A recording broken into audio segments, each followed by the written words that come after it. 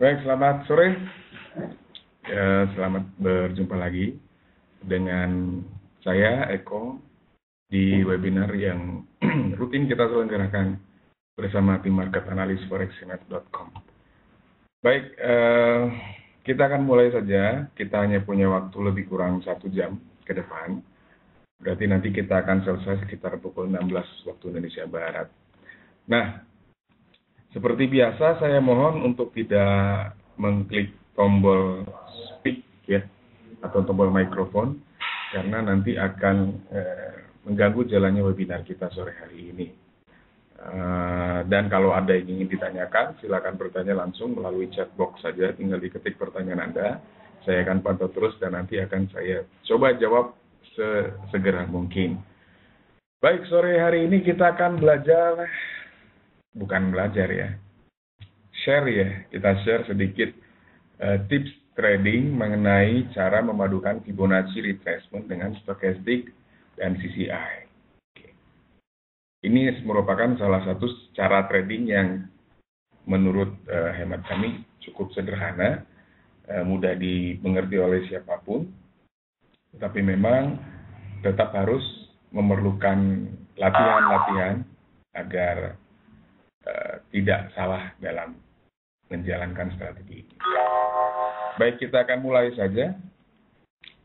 Kita akan sedikit pelajari sedikit saja tentang Fibonacci retracement ya. Oke. Jadi Fibonacci retracement ini gampangnya adalah sebuah alat atau analytical tool ya istilahnya ya, yang bisa kita pergunakan untuk pertama selain menentukan area support dan resistance, kemudian nanti kita juga bisa mencoba mempergunakan Fibonacci retracement ini untuk mencari entry point.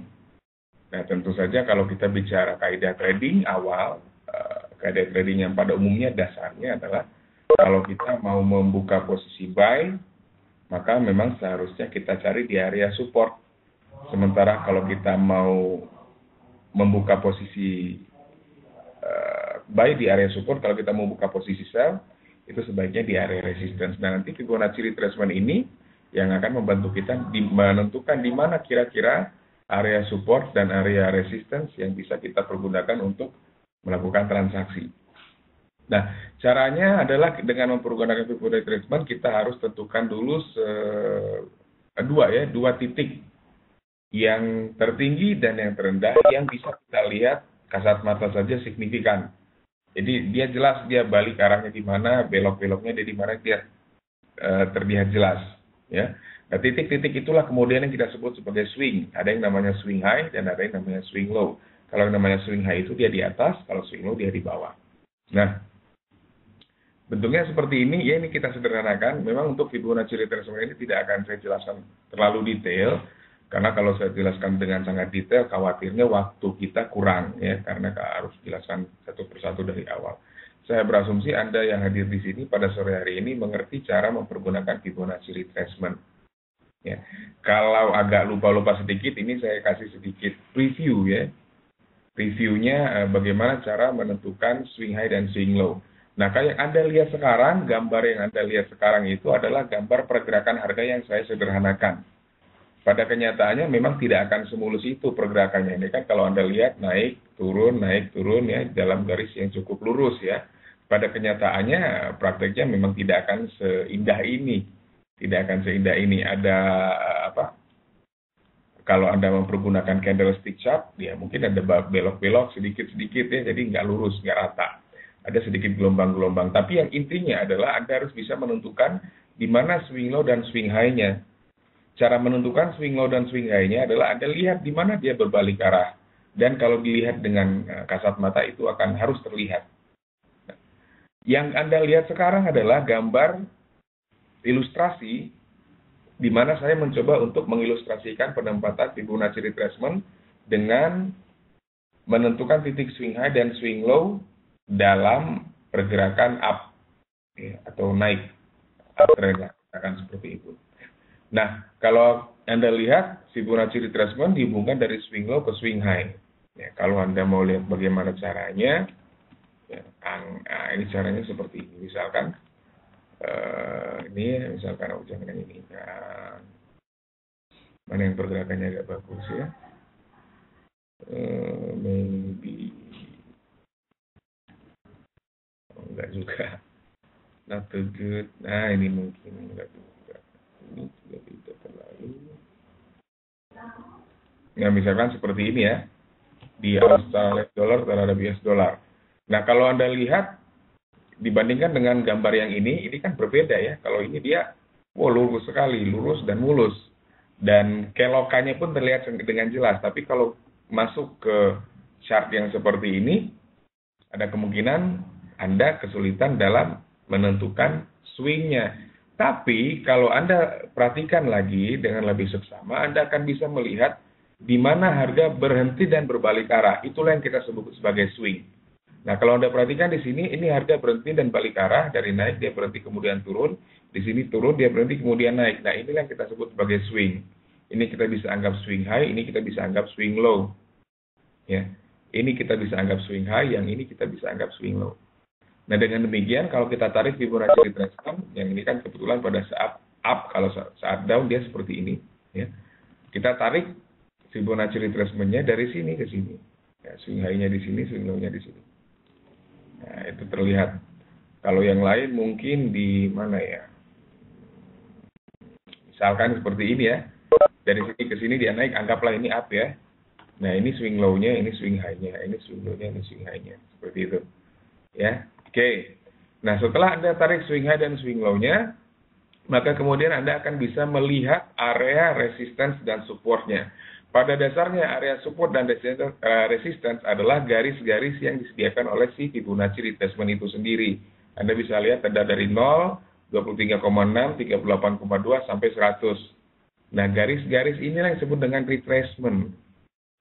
Dan dengan Fibonacci retracement, garis-garis retracement ini yang kemudian akan kita pergunakan sebagai area support dan resistance.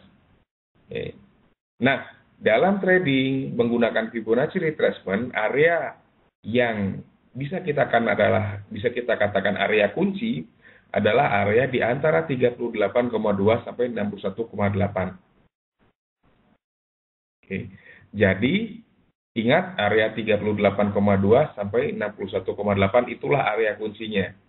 Artinya nanti kalau kita mau mengibaratkan itu sebagai area support atau resistance, maka area support atau area resistance kuncinya adalah area Fibonacci retracement yang berada di kisaran 31,8 sampai 38,2 sampai 61,8. Nah, kalau Anda lihat di gambar yang sebelah bawah, Anda bisa lihat ketika harga bergerak dalam keadaan downtrend, maka area referensi atau area kunci atau bisa kita sebut area resistance kuncinya adalah yang ini, yang diberikan highlight berwarna kuning. Jadi area referensi Anda bisa lihat di situ tertulis area referensi untuk mencari sinyal sell. Ya, antara 38,2 sampai 61,8. Nah, kalau di sebelah kanan bawah, ini adalah penggambaran Fibonacci retracement pada saat uptrend. Kita kembali lagi ke kaidah yang awalnya, ke kaidah dasarnya. Kalau kita mau cari buy di area support, ya. Nah, dengan Fibonacci retracement, area support kuncinya di mana? Yaitu di antara 38,2 sampai 61,8. Nah, nanti di area tersebutlah kita akan mencoba mencari sinyal sell atau sinyal buy-nya. Sekali lagi, kalau cari sinyal sell di area resistance. Kalau cari sinyal buy di area support. Nanti berarti gimana? Kalau perhatikan gambar kiri bawah. Di gambar kiri bawah ini menggambarkan pergerakan down. Ya, berarti nantinya kalau kita mau membuka posisi sell, kita tunggu nanti harga masuk ke area referensi ini, area resisten kunci ini. Ya. Ketika harga sudah masuk ke area resisten kunci ini di antara 38,2 sampai 61,8, barulah nanti kemudian kita cari konfirmasi sinyal sell-nya. Sebaliknya, kalau Anda lihat yang di kanan bawah, harga bergerak dalam uptrend, area support kuncinya atau area referensi untuk mencari sinyal buy sama 38,2 sampai 61,8. Berarti nanti kita tunggu harganya koreksi dulu ke area ini, barulah kemudian kita cari sinyal buy-nya di situ. Pertanyaan dari Umum Hijrah 83, Pak, maksudnya kalau sell 61,8 resistance, 50 dan 30 pun sama resisten, benar. Kalau sell seperti itu. Jadi resistance itu sebenarnya bukan exact level. Resistance atau support itu sebenarnya bukan exact level, angka sekian, tidak seperti itu. Tapi dia lebih merupakan range, lebih kepada range ya, area, zone ya. Jadi kita bisa katakan bahwa contoh di gambar kiri bawah, area referensi ditulis di situ area referensi untuk mencari sinyal sell. Artinya itu area resistance kuncinya, key resistance area pada saat itu. Balik lagi ke kaidah dasar dalam trading, di mana kalau kita hendak melakukan atau membuka posisi sell, maka sebaiknya dilakukan di area resistance. Nah, apabila harga masih berada di sini, berarti masih terlalu jauh dengan area resistance. Pak Ishak, tolong jangan klik tombol apapun kecuali untuk chat ya Pak ya. Ini saya decline dulu. Oke. Sampai mana tadi kita? Nah, kalau harganya masih di sini berarti terlalu jauh dengan area resistance. Maka kita perlu tunggu sampai areanya sedekat mungkin dengan area resistance. Akan lebih baik kalau dia sudah berada di dalam resistance area tersebut. Ya, ketika harganya sudah naik masuk ke area ini, barulah kita cari di situ sinyal, konfirmasi sinyal misalnya. Baik pun demikian. Tunggu, ini area supportnya 38,2 hingga 61,8, inilah area supportnya. Nanti kita tunggu ketika harga sudah masuk ke area support ini atau setidaknya berada sangat dekat dengan area tersebut, barulah kita cari sinyal buy-nya. Kita cari konfirmasi sinyal buy. Pak, macam minggu ini banyak pair yang hanya menyentuh 38,2, hanya sentuh saja tidak ada masalah. Maka saya tadi katakan, setidaknya dia dekat dengan area tersebut, tidak ada masalah. Jadi tidak harus benar-benar di dalam, dia mungkin sentuh sedikit di area 38,2, hanya di area atas sini tidak ada masalah. Atau di sini dia hanya di sini tidak ada masalah. Boleh. Karena sekali lagi saya katakan, resistance area atau support area adalah range atau zone atau area ya. Namanya juga support and resistance area. Jadi zone bukan exact level, bukan harus di angka sekian, tidak. Jadi trading tidak sekaku itu. Trading itu fleksibel. Ya. Trading itu fleksibel. Oke. Janji sentuh. Saya agak kurang paham janji sentuh itu seperti apa. Something like that lah. Oke, kita lanjutkan. Nah, sekarang kita sudah tahu prinsip penggunaan Fibonacci retracement-nya. Nah, sekarang saya akan bahas sedikit saja sekilas tentang stokastik dan CCI. Oke, kenapa stokastik and CCI? Sebenarnya dalam trading Anda cukup menggunakan stokastik saja atau CCI saja. Oke, sebenarnya cukup stokastik saja atau CCI saja. Mengapa? Karena kedua indikator ini sama-sama memiliki fungsi osilator. Ya. Jadi sebenarnya kalau Anda menggunakan stokastik plus CCI, ini Anda sebenarnya ya berpotensi untuk terjebak pada yang namanya multi-collinearity trap. Multi-collinearity trap. Jadi ada dua atau lebih indikator yang memiliki fungsi yang sama, tapi ketika Anda mau melihat indikasinya, dua-duanya oversold atau dua-duanya overbought, Anda anggap itu sinyal yang cukup kuat. Nah, sebenarnya tidak juga. Ya, tidak juga. Jadi sebenarnya boleh pilih stokastik saja atau CCI saja. Tetapi memang di analisa harian kami menggunakan stokastik dan CCI. Kenapa? Karena ternyata seringkali sinyal dari stokastik itu akan lebih kuat apabila dibantu oleh sinyal dari CCI. Oke? Cukup jelas ya? Oke, jadi ada baiknya menggunakan stokastik dan CCI at once. Ya, sebenarnya tidak ada masalah, walaupun ada potensi terjebak dalam multi-collinearity trap, tapi no problem, it's okay. Ya. Nah, sekilas tentang stokastik dan CCI. Komponen kunci kedua indikator ini adalah area overbought dan oversold-nya. Oke. Jadi area overbought dan oversold. Ya. Jadi yang kita manfaatkan nanti area overbought dan oversold-nya. Kemudian sinyal yang baik adalah sinyal yang muncul di salah satu antara area oversold atau overbought tersebut. Kalau Anda mempergunakan stokastik dan CCI, maka sinyal sell yang baik adalah sinyal yang muncul ketika stokastiknya atau CCI-nya atau sinyal tersebut sudah berada di area overbought. Sebaliknya, sinyal buy yang baik adalah sinyal yang muncul di area oversold. Oke, jelas ya? Nah, yang penting lagi adalah jangan lupa bahwa sinyal yang baik itu harus sinyal yang searah dengan tren atau sinyal yang tidak searah dengan biasnya. Jadi kalau biasnya lagi down, lagi bearish, atau trennya sedang downtrend, ya sebaiknya jangan cari sinyal buy, tetapi carilah sinyal sell. Sebaliknya, kalau trennya sedang uptrend atau biasnya sedang bullish, maka sebaiknya carilah sinyal buy, jangan mencari sinyal sell. Nah, ini adalah penampakan sekilas stokastik dan CCI. Yang sebelah kiri adalah gambar stokastik, yang sebelah kanan adalah gambar CCI. Saya sih yakin Anda sudah familiar ya dengan stokastik dan CCI ini. Dari Dani, bagaimana jika stokastik dan CCI tidak sama? Kalau tidak sama, jangan masuk.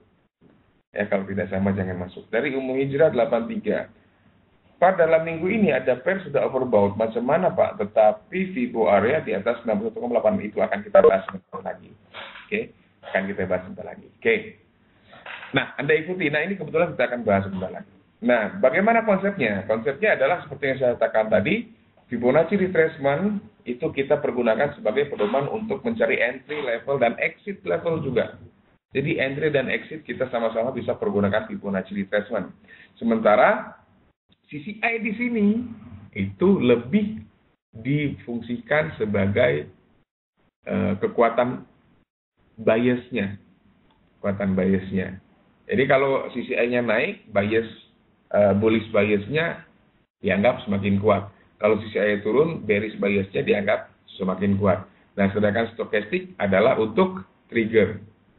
Trigger untuk menentukan kapan waktunya tepatnya kita bisa membuka posisi buy atau posisi sell. Ya.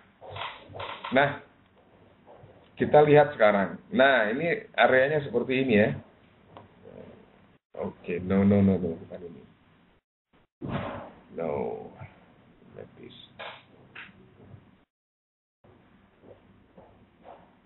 Ya.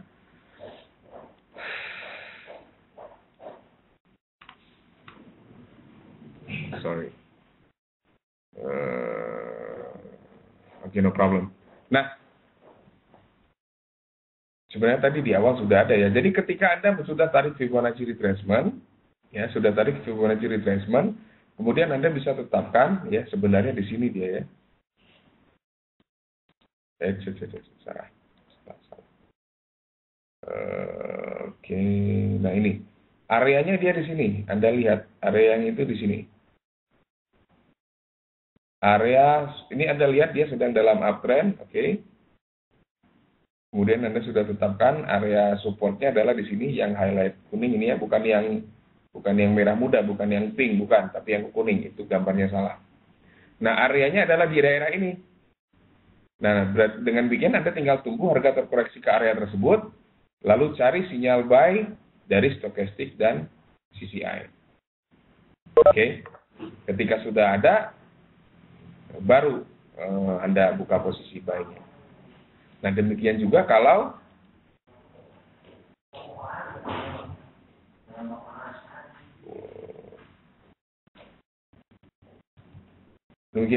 dalam downtrend. Nah, ini kita skip saja sudah.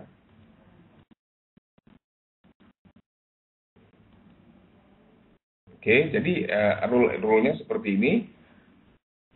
Biasnya bullish atau uptrend, kemudian harga sudah masuk ke area Fibonacci retracement antara 38,2 sampai 61,8, muncul sudah seperti itu, tunggu konfirmasi sinyal buy di situ dari stokastik dan CCI. Sementara kalau sell, kebalikan dari yang buy. Anda harus pastikan trennya dalam keadaan downtrend atau biasnya dalam keadaan bearish.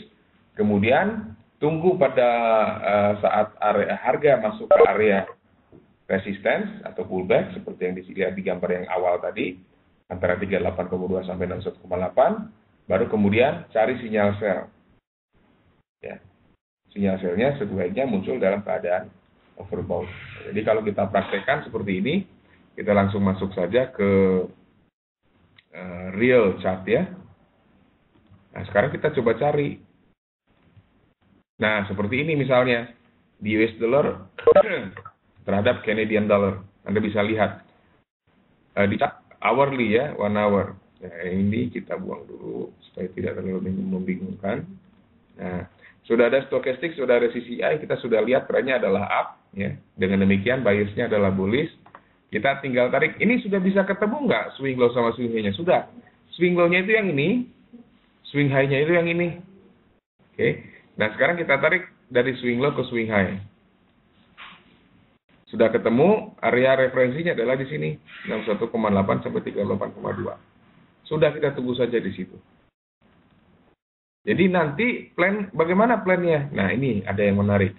Pertama, kita tunggu harga masuk atau terkoreksi ke area di antara 38,2 sampai 61,8. Nah, kalau harga sudah masuk ke area tersebut, barulah nanti kita cari sinyal buy-nya di area, di indikator stochastic dan CCI. What the...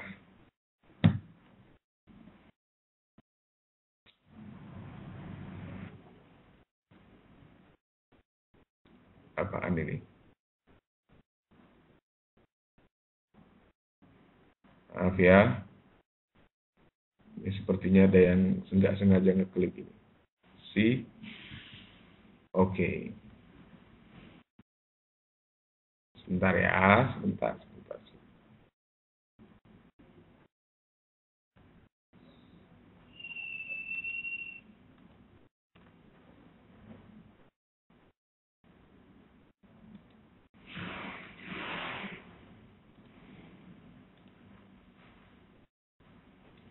Sudah bisa lihat ya?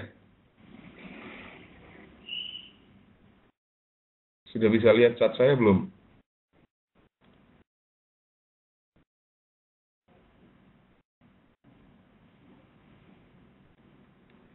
Sudah ya, oke. Nah, sampai mana tadi kita? Nah, jadi kita tunggu nanti ini US dollar, Canadian dollar, kita tunggu harganya koreksi ke area sini, nanti baru cari sinyal buy-nya di sini. Oke. Nah, kalau sudah ada muncul sinyal buy-nya, ini yang pertama ya, strategi yang pertama. Kalau sudah muncul sinyal buy, kita boleh buka posisi buy di area ini. Jadi sebenarnya boleh di mana saja, Anda boleh carinya di sini. Kalau dia baru nyampe sini gimana? Boleh. Sini gimana? Sini gimana? Sini gimana? Boleh. Tapi kalau sudah di sini seperti apa ceritanya? Kalau harga sudah lewat 61,8, jangan gunakan lagi Fibonacci retracement-nya. Ya, sebab kalau sudah seperti itu kemungkinan sudah fail, sudah tidak bisa dipakai lagi. Ya, jadi kalau sudah lewat 61,8, jangan pakai Fibonacci lagi. Kalaupun ada masih mau trading, jangan Fibonacci jadikan patokan sebab sudah tidak valid lagi. Ya, mungkin Anda punya strategi lain yang bisa menunjukkan itu sinyal buy, no problem. Tapi khusus untuk hari ini dengan Fibonacci retracement tidak bisa dipakai lagi. Oke, jadi jangan buy dulu. Jangan buy lagi kalau sudah tembus ke 61,8, kecuali kalau dia berhasil close lagi di atas 61,8, no problem. Tapi pada dasarnya dengan Fibonacci retracement, Fibonacci ini sudah tidak bisa dipakai kalau sudah tembus 61,8. Ya. Nah, jadi kalau sudah selama dia masih berada di area 38,2 sampai 61,8, boleh cari sinyal buy. Kalau sudah lewat jangan. Ya. Boleh cari sinyal kalau dia masih berada di antara 38,2 sampai 61,8. Kalau sudah lewat, jangan. Ya, kalau sudah lewat misalkan seperti ini, jangan. Oke? Nah, bagaimana kalau sudah ada sinyal muncul ketika harga di area ini, sinyal buy-nya terkonfirmasi, misalkan boleh ambil posisi buy, targetnya di mana? Targetnya antara 23,6 sampai 0. Di situ targetnya. Jadi di sini first target, di sini second target, ya, atau target terakhir. Jadi itu siapa itu tadi barusan? Minta tolong di mute ya.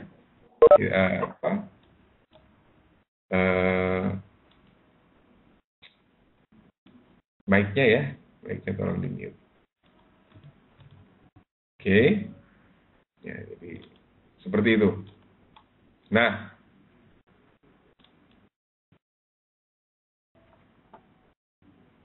sebentar ya, sebentar.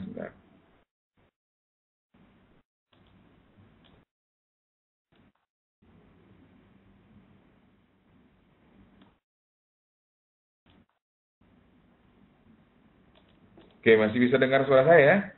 Dari Ummu Hijrah yang disebut dengan golden ratio 76,4, benar nggak? Sebenarnya golden ratio itu adalah 1/61,8. 1/1,618. Yaitu golden ratio itu seperti itu. Karena ratio itu kan perbandingan. Yang namanya golden ratio adalah 1/1 itu golden ratio sebenarnya.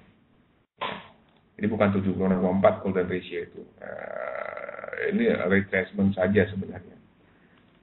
Oke, jadi intinya cari sinyalnya di area support ini, area support kunci ini. Begitu ada sinyal buy, terkonfirmasi Anda boleh buka posisi buy, dan reboundnya targetnya adalah 23,6 sampai. Oke.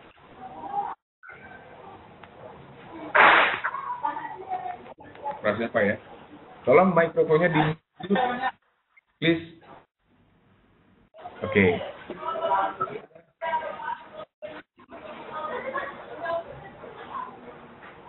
Tom, siapa yang merasa mikrofonnya nyala? Oke, itu saya akan mengambil.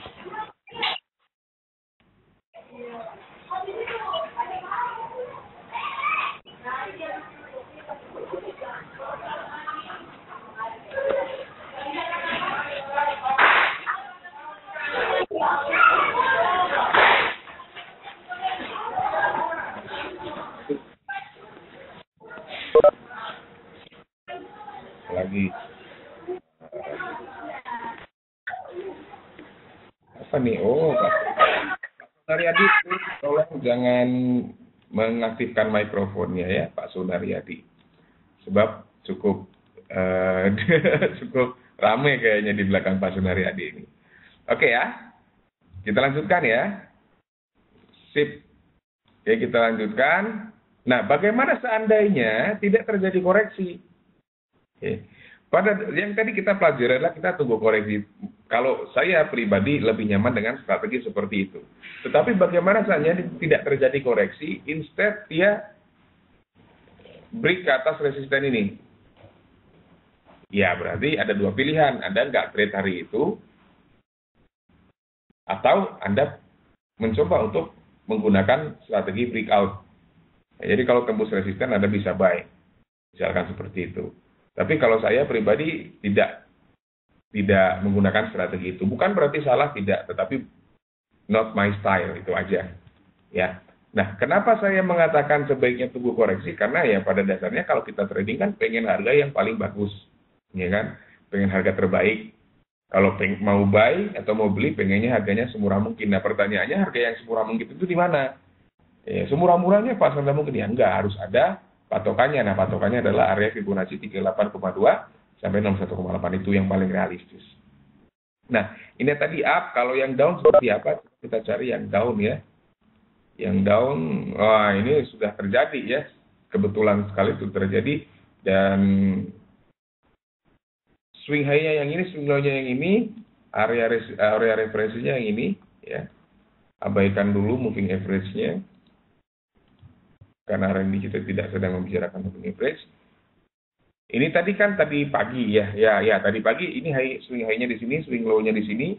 Hubungkan Fibonacci retracement-nya seperti ini. Nah, area referensinya sudah ketemu antara 38,2 sampai 61,8. Maka tadi pagi harusnya kita tunggu dia pullback ke area ini lalu cari sinyal sell di sini. Nah, begitu. Itu di Aussie. Dan lagi enggak ya? New Zealand dollar not too good ya, karena dia, wah ini malah sudah lama sekali ya New Zealand dolarnya di sini. Nah ini area referensinya. Oke. Seperti itu. Ya, artinya tinggal tunggu konfirmasi sinyal dari sini. Yes, this is franc. No. Oke. Nah sekarang saya mau challenge Anda untuk mencari peluang untuk trading di time frame berapapun terserah, di currency pair manapun terserah, dengan menggunakan trik seperti tadi. Nanti kita akan bahas sama-sama. Dari Pak Denny ya. Pak, untuk melihat di area 38,2 itu up. Oh, masih ada di atasnya ternyata. Oke. Maaf, terlewat tadi ya karena lagi sibuk mencari sumber suara tadi ya, maaf. Pak Herman dulu deh, menurut Bapak Fibonacci di XAU masih bisa digunakan. XAU USD itu berapa jam? Time frame-nya berapa Pak? Kalau seperti ini, time frame 1 jam ya, ini kita hapus saja. Kita masukkan di sini stokastik. Oke. Satu lagi ini CCI. Oke. Nah, yang mana ya kalau time frame 1 jam ini kita makanya yang mana ya? Oh bisa. Time frame 1 jam makanya yang ini misalkan ya. Nah, boleh seperti ini. Nah, areanya di sini. Nah, areanya di sini. Pullback, sinyalnya muncul ini, bisa sell, turun. Kalau di 1 jam, kalau 4 jam bagaimana? 4 jam, 4 jam dia lebih jauh lagi dia. Kalau di 4 jam dia ambilnya yang ini. Oke, waktu itu yang ini, area referensinya yang ini. Oke, itu dia. Pullback, masuk ke area resisten, muncul sinyal sell, confirm stochastic NCCI, confirm dia turun. Ya, kemudian hijrah, Pak, kalau pullbacknya banyak kali, macam mana Pak boleh entry? Boleh, no problem. No problem, selama dia belum tembus ke atas 61,8. Dari Ishak, apakah ada batasan candle, jumlah candle pada saat Fibonacci CR? Tidak ada. Tidak ada. Tidak ada batasan.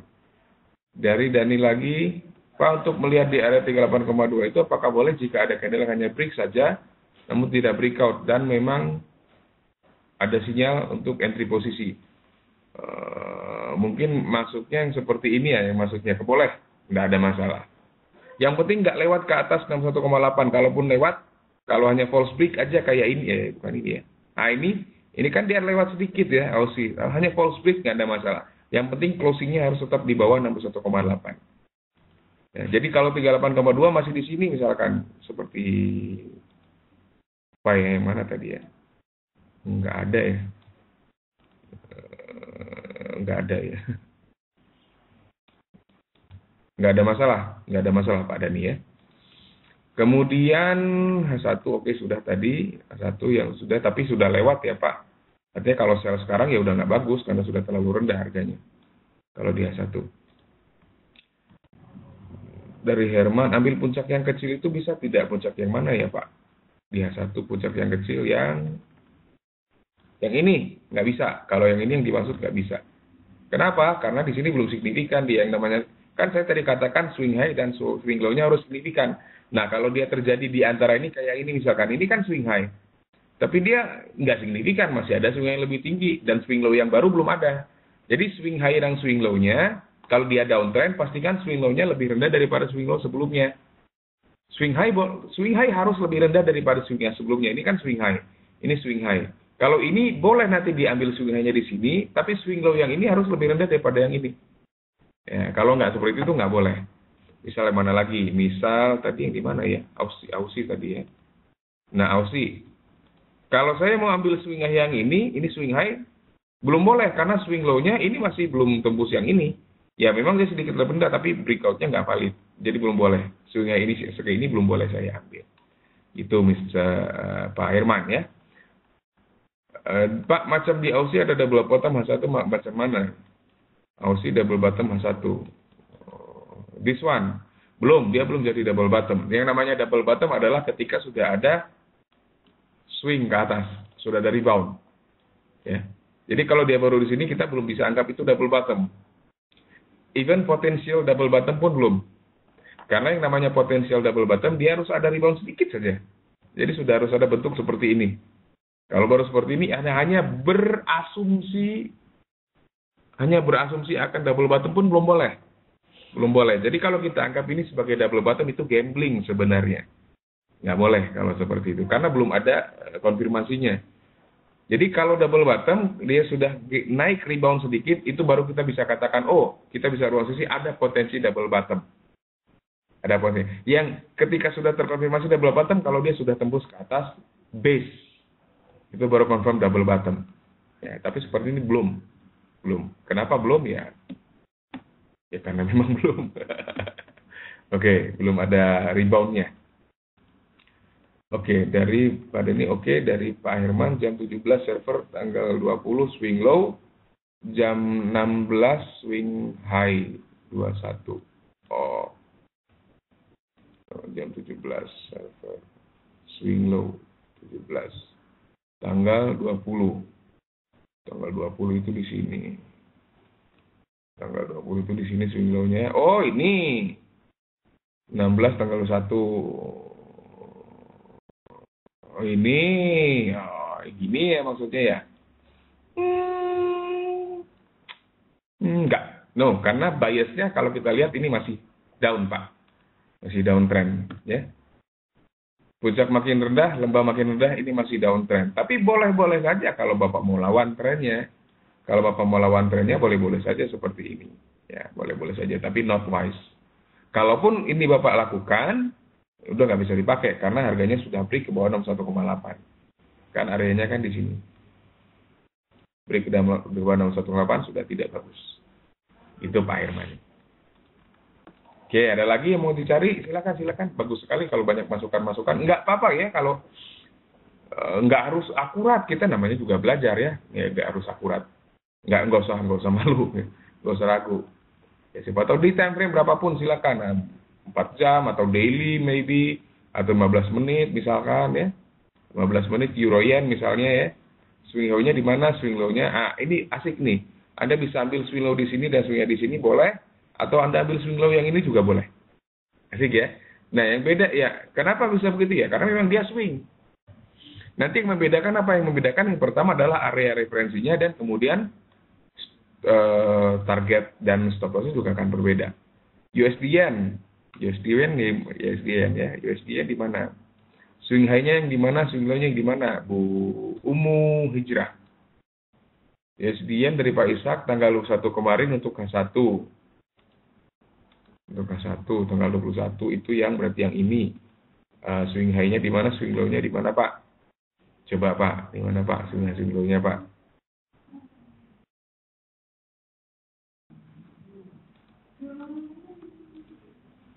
Belum ya. Swing high-nya di mana? Swing low-nya di mana?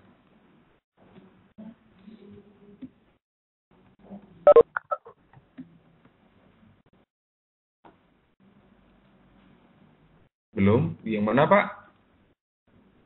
Silakan. Yang lain ada?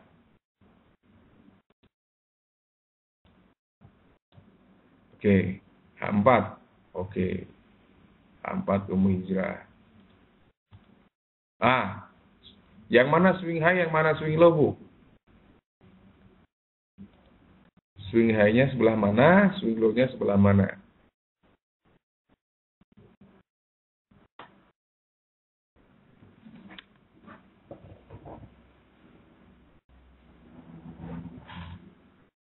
Menarik.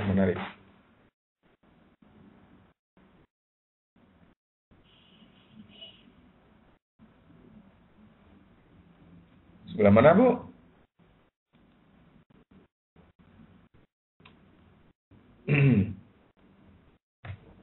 Oke, mungkin bisa saya bantu ya. Ini dia. Dan ini sudah terjadi. Ya. Ini ya. Ini kemarin, ini minggu lalu ya. Ini kalau Anda lihat. Ini kalau tidak salah, ini saya post di minggu lalu. Ini sebagai analisa mingguan. Coba kita lihat benar tidak yang saya katakan. forexcmf.com.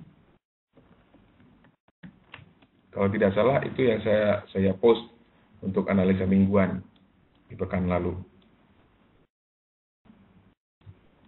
Mana dia? Trading analisa mingguan. Analisa forex mingguan.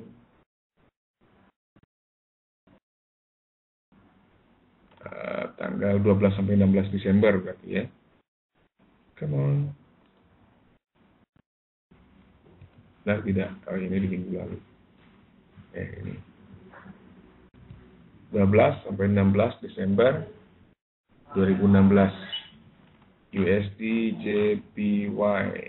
Mana dia? Nah. Oke. Yuk kita samakan. Swing high-nya 115.606. sama nggak ya?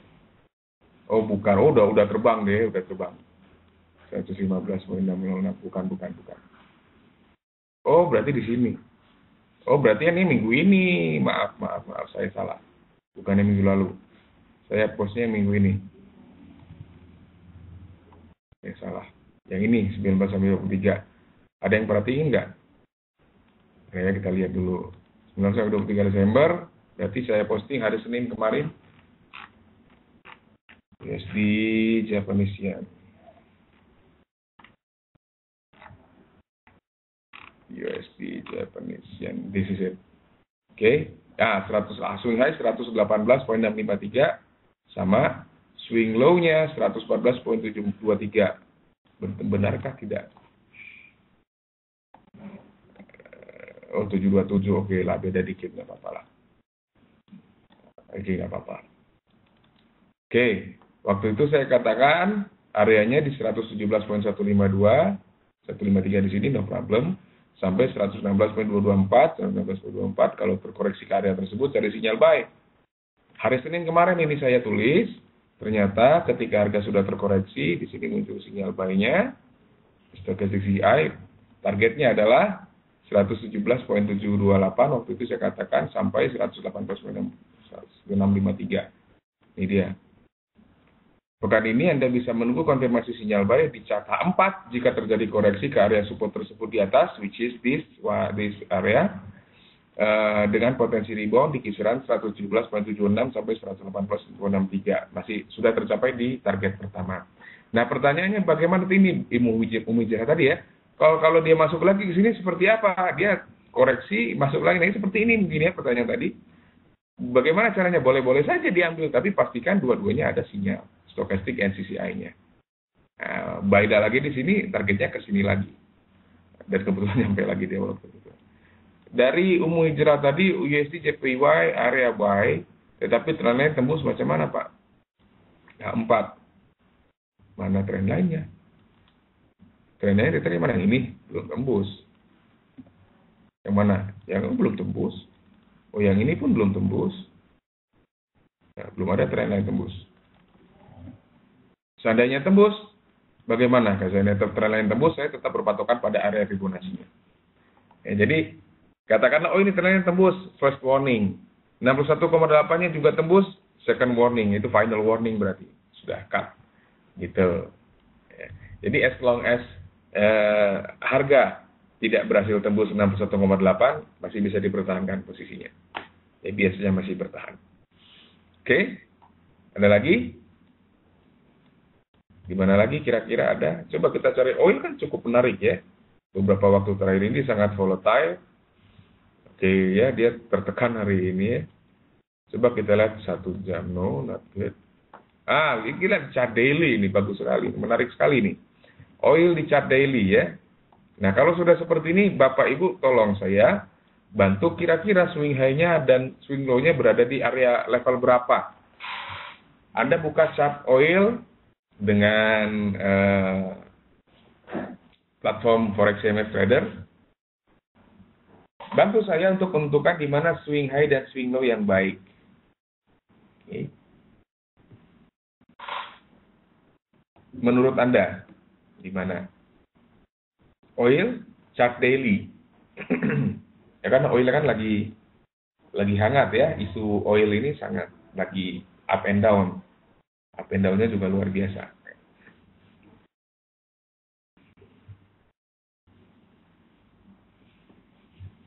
Ada? Oke, saya bantu.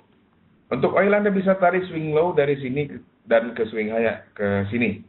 Boleh. Atau Anda mau pilih yang ini pun nggak ada masalah. Fleksibel kan? Nggak ada masalah. Tapi kalau Anda tarik yang ini, area referensinya nanti yang ini. Oke. Tapi kalau Anda tarik yang ini, area referensinya berubah. Itu dia. Nah, menarik ya. Next, nanti kita bisa gunakan double Fibonacci. Menarik, very interesting. Kalau Anda bikin double Fibonacci, maka Anda cukup bisa mendapat current area resistance yang ya bisa dikatakan lebih kuat sebenarnya, lebih confirm. Nah, ini saya coba kasih contoh sedikit saja ya. Oke, lihat. Ketika saya tarik Fibonacci retracement dari sini ke sini, maka area referensinya adalah 38,2 sampai 61,8. Saya tandai dengan kotak berwarna kuning ini. Ya, tetapi ketika signalnya saya ambil yang ini, maka area referensinya adalah 38,2 sampai 61,8. Saya tandai dengan kotak merah. Anda bisa melihat ada peririsan antara kotak merah dengan kotak kuning, ya, yang menjadi kotak ungu ini. Nah, kalau Anda menggunakan double Fibonacci, Anda cukup fokus pada area yang ungu ini. Ya, jadi nanti di mana area referensinya? Bukan di sini, melainkan di sini. Nah, nanti di area ungu ini nanti cari sinyal baiknya. Itu double Fibonacci. Ya, saya tidak akan bahas terlalu dalam karena belum waktunya. Boleh ya, boleh. Pak Herman tadi ya, jika menggunakan H1 untuk OP dan melihat tren, kemudian OP tadi hanya beberapa jam saja atau harian. Menurut Bapak, tren jangka apa yang harus diperhatikan? Kalau kita menggunakan time frame 1 jam, itu berarti kita melakukan transaksi biasanya short term. Seringkali time frame 1 jam itu dimanfaatkan untuk intraday atau maksimal 1 hari perdagangan. Biasanya posisi yang dibuka berdasarkan analisa menggunakan time frame 1 jam tidak bertahan lebih dari 1 hari perdagangan. Paling lama di hari perdagangan kedua dia sudah close. Entah itu kena take profit atau kena stop loss. Nah, kalau Bapak ingin bertransaksi agak panjang, misalkan mingguan seperti yang saya sering bikin, analisa mingguannya di website, itu kita pakai time frame 4 jam. Nah, kalau time frame 4 jam bisa 2-3 hari perdagangan atau bahkan mungkin 4 hari perdagangan baru selesai. Ya, tapi kadang-kadang ya bisa juga 1 hari 2 hari perdagangan dia nyampe kayaknya tadi ya. Senin saya publish USD-Yen, di hari Selasa dia sudah nyampe target pertamanya. Bisa jadi ya. Bisa jadi. Dari Umu Hijrah Pak, stop loss pendapat. Oke, stop loss adalah ketika dia di bawah area 61,8. Jadi ambil contoh misalkan ini dia. Misalkan kita ambil ini ya, Fibonacci retracement-nya. Maka kalau area kita punya reference area kita di sini, ya kita kan nanti buy di area ini, stop loss-nya kalau ya tembus ke bawah 61,8. Nah, kira-kira di mana? Kalau saya lebih suka ambilnya di tengah-tengah antara 61,8 sampai 76,4. Jadi kira-kira di area ini stop loss-nya. Tengah-tengah antara 61,8 sampai 76,4. Kalau saya biasanya ambil stop loss di area tersebut. Jangan persis di 61,8-nya karena bisa jadi terjadi false break.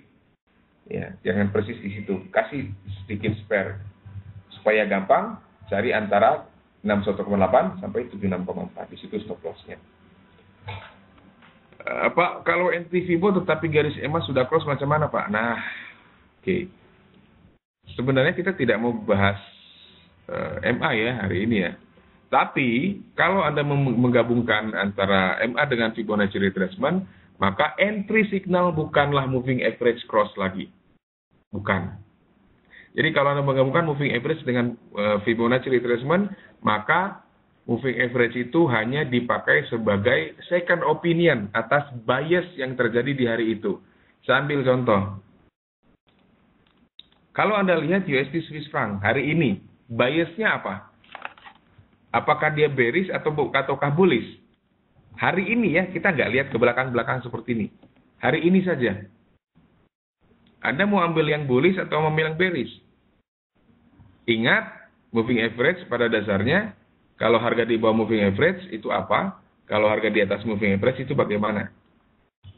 Bearish biasnya berarti. Karena apa? Karena harga sudah berada di bawah moving average. Berarti saya ambil begini dong Fibonacci retracement-nya. Area referensinya di sini dong.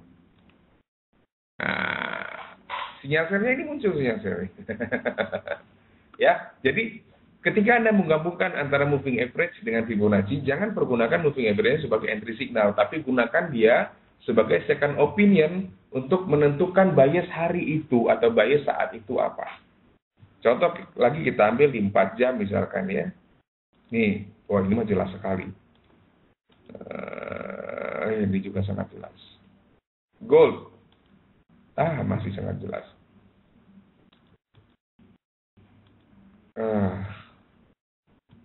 Ya intinya seperti itulah. Ya, intinya seperti itu. Ya, jadi jangan pakai moving average-nya jadi entry signal. Jadi crossing-nya ya just ignore. Karena kalau kita pakai Fibonacci retracement ya moving average tidak berfungsi sebagai entry signal.